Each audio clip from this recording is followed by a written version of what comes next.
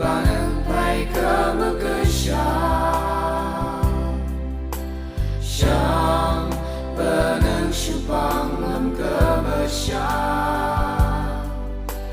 Yang nyu keto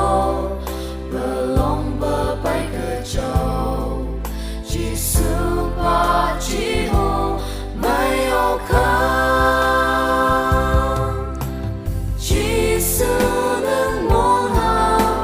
ngalai shampoo Ni jeneng alaki ngai meshi Ngai yang nyula na syuknya